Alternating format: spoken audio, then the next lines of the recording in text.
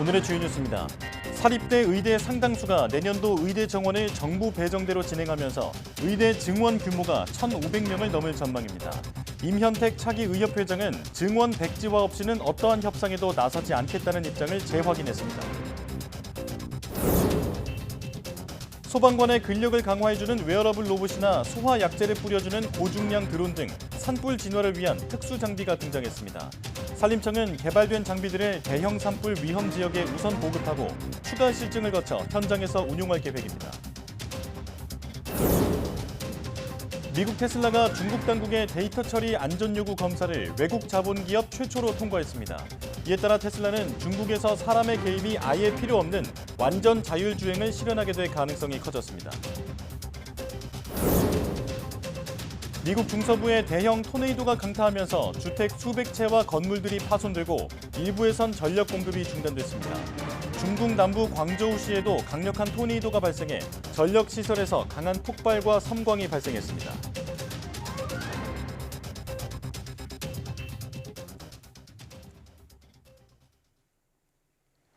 여러분 안녕하십니까? 4월 29일 사이언스 투데이입니다. 내일까지 대학이 신입생 모집 계획을 확정해야 하는 가운데 내년도 의대 정원은 1,500명 이상 늘어날 것으로 전망됩니다. 하지만 의대 교수들의 반발이 거센데다 의료계는 증원 백지화 없이는 어떤 협상에도 나서지 않겠다는 입장이어서 강대강 대치는 계속될 전망입니다. 염혜원 기자입니다. 정부가 목표로 삼은 의대 증원 규모는 2,000명입니다. 오는 30일까지 대학들은 신입생을 얼마나 뽑을 건지 결정해서 정부에 제출해야 합니다. 내년에 의대 정원을 늘릴 대학은 모두 32곳. 이 가운데 사립대는 대부분 당초 통보된 증원분을 그대로 반영할 걸로 전망됩니다.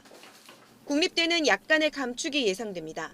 앞서 6개 국립대는 증원분의 50에서 100% 범위에서 자율 모집을 하게 해달라고 요청했고 정부가 이를 받아들였기 때문입니다. 경북대와 경상국립대, 제주대는 증원분의 절반만 뽑기로 했고 충남대와 충북대, 강원대는 이번 주 회의를 열어 최종 결정할 계획입니다. 아직 정원을 결정하지 않은 학교들도 추세에서 크게 벗어나진 않을 걸로 보이는데 그럴 경우 내년도 의대 정원은 1,500명을 웃돌 걸로 예상됩니다.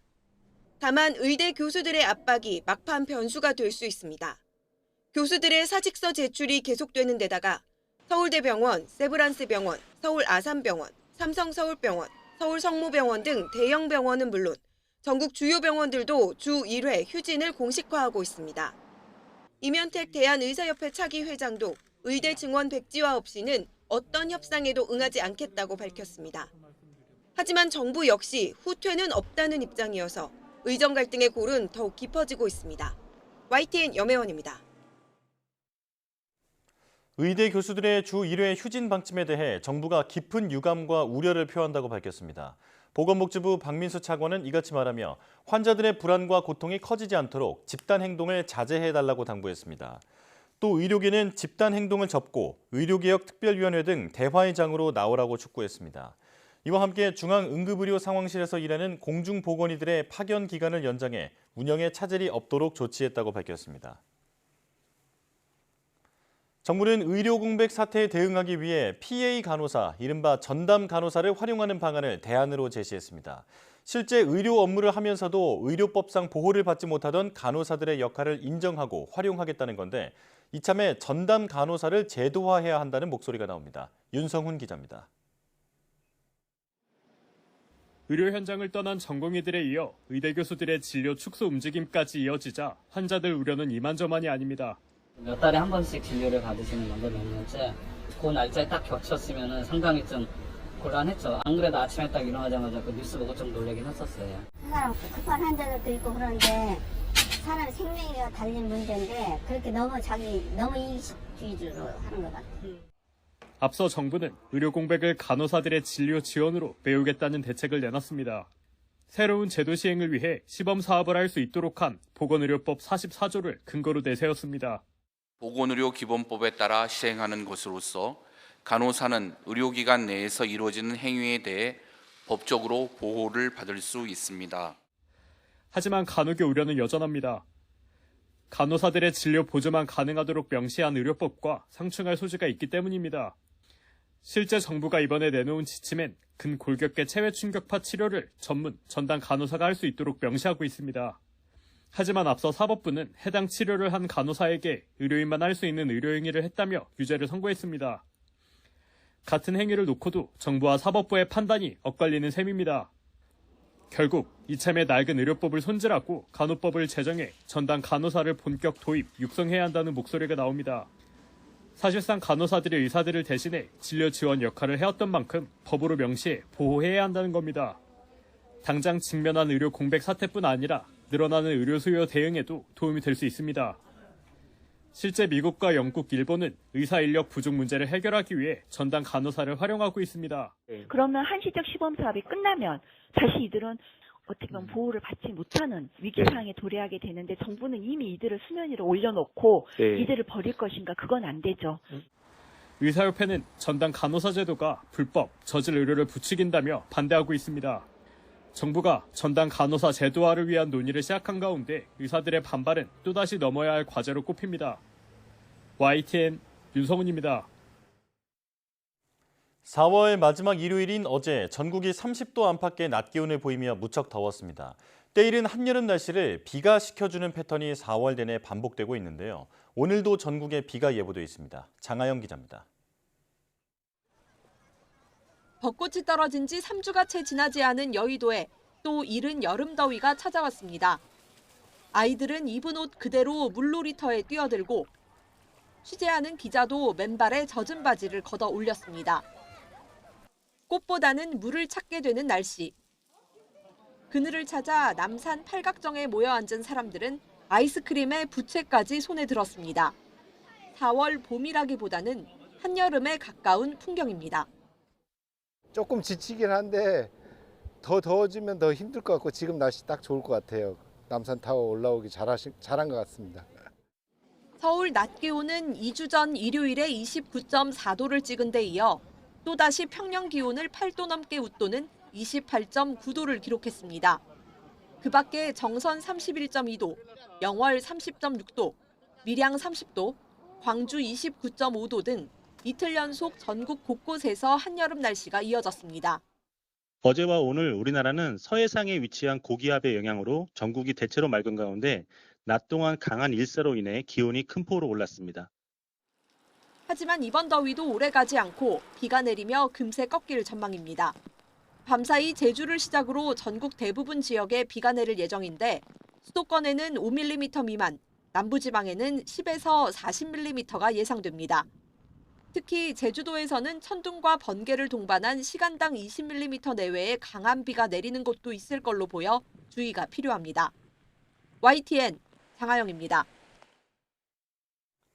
미국 중서부의 대형 토네이도가 강타해 3명이 다치고 수백 채의 가옥이 파손되는 등 피해가 잇따르고 있습니다. AP통신 등은 현지 시간 26일 미 중서부 네브라스카주 오마하 부근에 강력한 토네이도가 휩쓸고 지나가면서 곳곳에서 주택과 건물들이 부서졌다고 보도했습니다. 오마하 공항도 한때 폐쇄됐고 소규모 비행장엔 항공기 잔해가 종잇장처럼 흩어졌으며 인근 만여 가구 전력 공급이 중단됐습니다. 또 산업용 건물이 무너지면서 70여 명이 갇혔지만 모두 안전하게 대피했고 부상자 3명 외에 인명피해는 없는 것으로 알려졌습니다. 최근 폭우가 쏟아져 큰 피해가 난 중국 남부 광저우시에서 이번엔 강력한 토네이도가 발생해 5명이 목숨을 잃었습니다. 그제 오후 3시쯤 광저우시 바이윈구에서 3등급 수준의 토네이도가 발생해 거리를 휩쓸면서 1km 정도 이동했습니다. 현지 언론이 제공한 영상을 보면 전력 공급 시설이 토네이도에 말려 들어가면서 여러 차례 강한 폭발과 섬광이 발생하기도 했습니다. 광둥성 당국은 광저우를 강타한 토네이도로 주민 5명이 숨지고 33명이 다쳤으며 공장 141곳이 파손됐다고 밝혔습니다. 당국의 1차 조사 결과 토네이도의 영향권은 길이 1.7km, 폭 280m 정도로 파악됐고 2.8km 떨어진 관측소에서는 초속 20.6m의 강풍이 측정됐습니다. 이달 초 타이완에서 규모 7.2의 강진이 발생한 뒤 1,300여 차례의 여진이 이어진 가운데 규모 7 이상의 여진이 발생할 가능성이 있다는 전문가의 분석이 나왔습니다. 국립타이완대학 전문가는 최근 SNS에 올린 글에서 동부 화롄현의 링딩 단층명을 따라 비교적 큰 여진이 발생했다며 단기간 여진이 계속 발생할 수 있다고 지적했습니다. 실제로 1951년에도 화롄 지역 먼바다에서 규모 7.1과 7.0의 지진이 2차례 발생한 뒤 한 달이 지나 동부 타이둥 지역에서 규모 7.0의 지진이 발생했습니다. 이 전문가는 링딩 단층은 화롄 지역의 루이수이 단층, 타이둥 지역의 리지 루이에 단층, 타이둥 지역의 치상 단층과 서로 연결돼 총 길이가 170km에 이른다고 설명했습니다.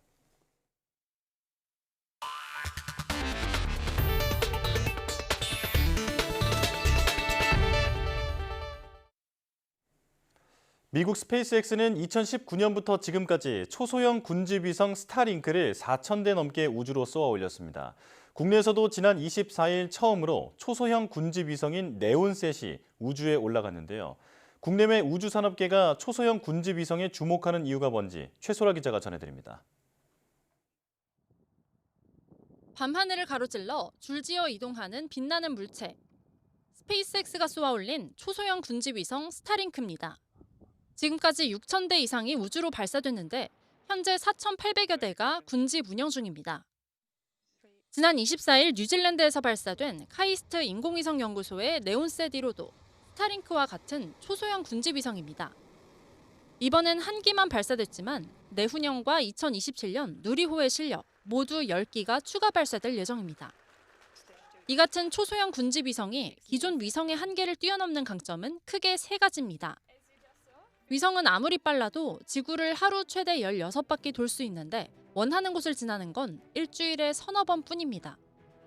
이 때문에 고성능 위성 한 대보다 작은 위성 여러 대를 운영할 때 서비스 공백을 최소화할 수 있습니다. 지구 자전 속도로 움직이며 특정 상공에서 서비스를 제공하는 정지궤도 위성도 있지만 임무 고도가 3만 킬로미터 이상이라 고화질 촬영이 어렵다는 단점이 있습니다. 군집위성 같은 경우는 고도 500km 상공에서 직각으로 찍게 되니까 1m 이하 해상도인데 반해서 픽셀당 그 사이즈가 지상 지표 거리로 한 250m 정도 됩니다. 물체를 식별하거나 건물을 식별하거나 이런 것들은 거의 불가능한 해상도죠. 초소형 군집위성은 여러 대 제작을 목표로 설계된 만큼 부품 공수도 원활하고 제작 과정도 효율적입니다. 발사된 위성 가운데 일부가 고장나더라도 같은 위성을 바로 올려보내 임무를 대체할 수도 있습니다. 여러 번 발사를 통해 신뢰도가 높아지면 본체를 수출할 수 있다는 점도 장점입니다. 목적에 맞게 탑재체만 바꾸면 지상 촬영, 통신 서비스 제공, 우주 과학 실험 등 활용도가 무궁무진합니다. 본체는 탑재체의 임무를 지원하기 위해서 전략이나 통신이나 온보드 컴퓨터 자세 제어를 제공하는 그런 서비스를 하는데 탑재체에 맞춰서 본체를 약간 설계 변경해가면서 맞출 수는 있을 것 같습니다. 오는 11월 정상 작동을 앞두고 각종 점검을 거치고 있는 국내 첫 초소형 군집 위성 네온셋 1호. 2027년 11대 군집 운영까지 달성해 한국판 스타링크로서 자리 잡게 될지 주목됩니다. YTN 사이언스 최소라입니다. 산림청이 산불 진화를 보다 효율적으로 할 수 있도록 첨단 연구 개발을 통해 특수 장비를 개발했습니다. 이번에 개발된 장비들은 가을철 산불 조심 기간을 시작으로 현장에 투입될 전망입니다. 김민경 기자입니다. 울창한 숲 근처에서 붉은 연기가 피어오릅니다. 산불 진화 차량과 함께 은색 조끼를 착용한 진화대원이 현장으로 뛰어듭니다. 조끼처럼 입을 수 있는 웨어러블 로봇을 착용한 건데 허리와 허벅지의 근력을 강화해 경사진 현장에서도 쉽게 이동할 수 있습니다. 근육 자극을 줄여주는 근력 보조 역할로 무거운 진화 장비를 들고 험준한 산지를 오르는 진화대원의 근육 피로도를 40%가량 낮춰 체력 보존을 돕습니다.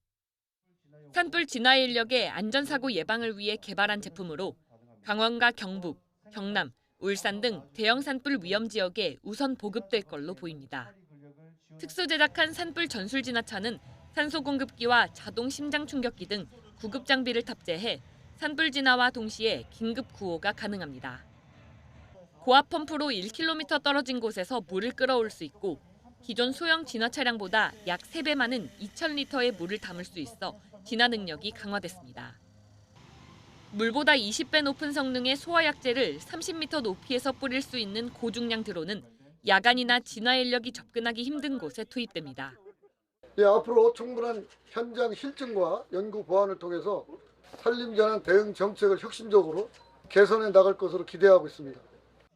산림청은 웨어러블 로봇과 전술 진화차, 드론을 가을철 산불 조심 기간에 투입하거나 추가 현장 실증 과정을 거쳐 운영할 계획이라고 밝혔습니다.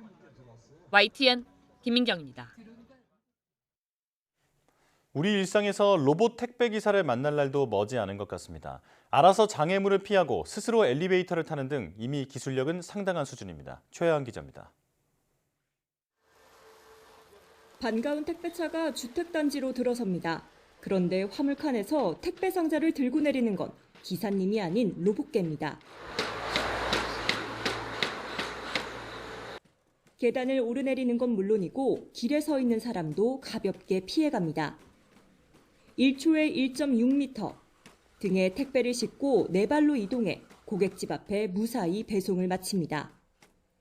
오는 2030년에는 실생활에서 로봇개가 배송하는 택배를 받아볼 수 있을 전망입니다. 좁은 언덕길이나 엘리베이터가 없는 건물처럼 배송 난이도가 높은 곳에서 효율성을 크게 높일 수 있을 것으로 판단하고 있습니다. 여기 커피를 배달하는 로봇도 있습니다. 매장 직원이 주문된 커피를 싣자 자동문을 지나 알아서 엘리베이터까지 불러탑니다. 건물 시설과 연동해 스스로 움직이는 겁니다. 이런 로봇은 격리 환자가 있는 병원도 누빌 예정입니다. 덕분에 코로나19 같은 상황에서 배송 인력의 감염 위험은 물론이고 업무 부담도 줄일 수 있습니다. 기존에는 이제 간호 인력이라든지 보조 인력이 짐을 저희에게 가져다 주는 그런 시스템이었는데 알아서 배송 로봇이 와서 오는 2030년에는 전체 물류 가운데 20%를 로봇이 배송할 것으로 예측되면서 우리 기업들도 기술력 확보에 속도를 내고 있습니다. YTN 최하영입니다.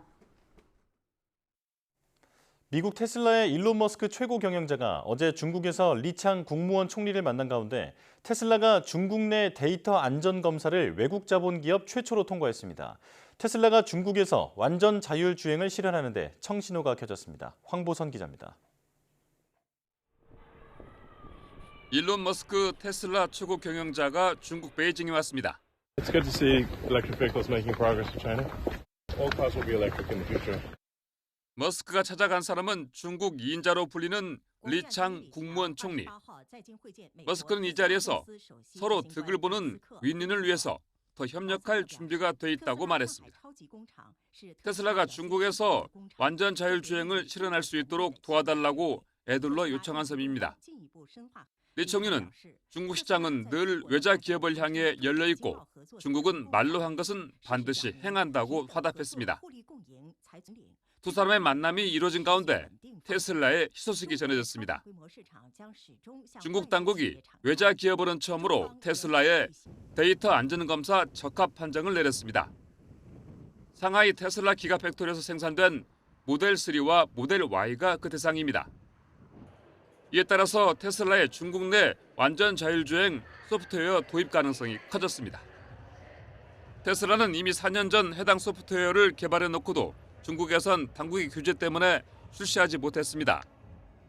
자율주행에 필요한 데이터를 중국에서 수집해 해외로 이전하는 문제가 걸렸던 겁니다. 최근 전기차 판매 부진으로 중국 등에서 가격을 내리고 인력 감축 등 구조조정에 나선 테슬라가 중국 내 완전 자율주행 실현으로 활로를 열 수 있을지 주목됩니다. YTN 황보선입니다.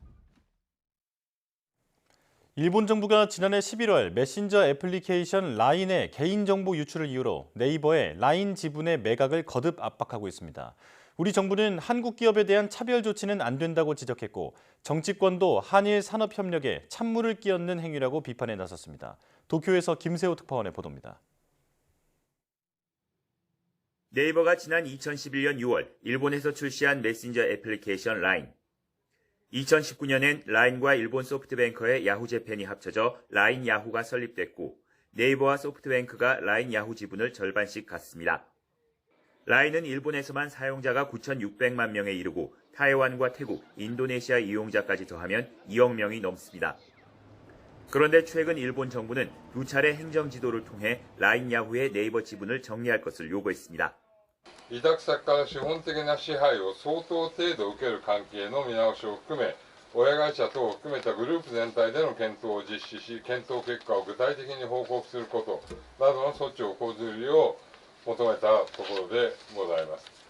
지난해 11월 라인 고객 정보를 관리하는 네이버 자회사의 서버가 해킹돼 51만 명의 개인정보가 유출됐다는 이유에서입니다. 라인 야후 측이 대책을 내놓았지만 일본 총무성은 라인 야후가 네이버에게 과도하게 의존하는 만큼 충분치 않다며 강경한 자세입니다. 일본 정부는 한국에 대해서 또 한국인에 대한 뿌리 깊은 불신을 가지고 있기 때문에 그 소프트뱅크로 이전하려고 압박을 하는 그게 오랫동안 준비해 온 게 아닌가 하는 합리적 의심을 우리가 할 수밖에 없고요. 실제로 일본 정부의 행정 지도 이후 일본 소프트뱅크는 네이버의 라인 야후 지분을 사들이기 위해 협의를 추진하는 것으로 알려졌습니다. 이에 대해 네이버 측은 해결책을 내부에서 검토하는 단계라며 별도로 밝힐 것이 없다고 말을 아꼈습니다. 외교부 당국자는 우리 기업에 대한 차별적 조치는 안 된다는 것이 확고한 입장이라며 필요시 일본 측과 소통하겠다고 밝혔습니다. 윤상현 국민의힘 의원도 일본의 조치는 한일 산업 협력에 찬물을 끼얹는 거라고 지적하는 등 정치권에서도 비판이 확산하고 있습니다. 때문에 일본 정부의 네이버 라인 지분 매각 요구가 자칫 한일 양국 간 외교 문제로 번질 가능성이 있다는 전망도 나옵니다. 도쿄에서 YTN 김세호입니다. 최근 보잉 여객기에서 각종 사고가 속출해 미국 상원에서 청문회까지 열린 가운데 보잉 767 여객기에서 또 사고가 발생했습니다. AP통신 등은 뉴욕 JFK 국제공항을 출발해 로스앤젤레스로 향하던 델타 항공 소속 보잉 767 여객기에서 이륙 직후 기내 오른편에 비상탈출용 슬라이드가 떨어져 나갔다고 보도했습니다. 이에 따라 조종사는 즉시 여객기를 돌려 JFK 공항으로 돌아왔습니다. 델타항공은 해당 여객기 운항을 중단하고 정확한 사고 원인을 조사하고 있으며 떨어져 나간 비상 슬라이드도 찾고 있습니다. 당시 비행기엔 승객 176명과 조종사 2명, 승무원 5명이 타고 있었으며 인명피해는 없었습니다. 중국의 전기차 업체 샤오펑의 계열사 에어로 HT가 올해 4분기부터 플라잉카 예약 판매를 시작할 계획이라고 홍콩 언론들이 보도했습니다. 샤오펑 공동 설립자이자 최고 경영자인 허 샤오펑이 소유하고 있는 에어로 HT는 최근 안전비행 성능 인증에 점점 다가가고 있다면서 이같이 밝혔습니다.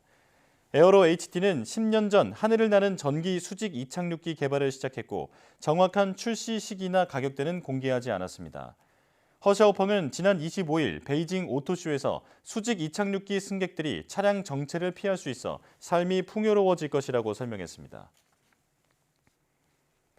일본 후쿠시마 제1원자력발전소 오염수의 해양 방류 안전성을 점검하고 있는 국제원자력기구 IAEA 전문가팀이 최근 현장 방문 결과 계획대로 방류가 진행 중이라고 평가했습니다. IAEA는 한국과 중국, 미국 등이 참여한 전문가팀이 지난 23일부터 방류 현장을 찾아 지난해 10월 이후 두 번째로 현장 점검을 실시했다고 밝혔습니다. 전문가팀은 오염수 희석 장비와 이송 펌프, 배출 전 보관 탱크 등 방류 과정 전반을 확인했으며 방류 후 방사선 모니터링 내역 등도 점검했습니다. IAEA는 이번 점검 결과 일본 측의 오염수 방류가 일본 규제 당국이 승인한 계획에 따라 진행되고 있으며 방류된 오염수는 방사선 안전을 다루는 국제 안전 기준에 부합한다고 확인했습니다. IAEA 측은 앞으로도 전문가팀이 독립적이고 과학적인 점검 활동을 이어갈 것이라고 밝혔습니다.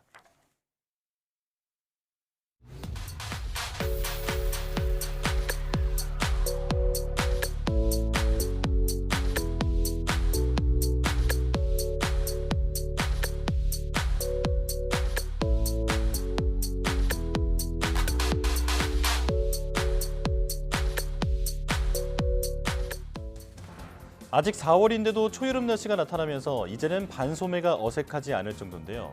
그래도 아직 봄이라며 더위를 참고 야외 활동을 하다가는 건강을 잃을 수 있습니다. 온열 질환 예방의 3대 수칙은 물, 그늘, 휴식입니다. 방심하지 말고 미리 더위에 대비하시는 게 좋겠습니다. 뉴스 마칩니다. 고맙습니다.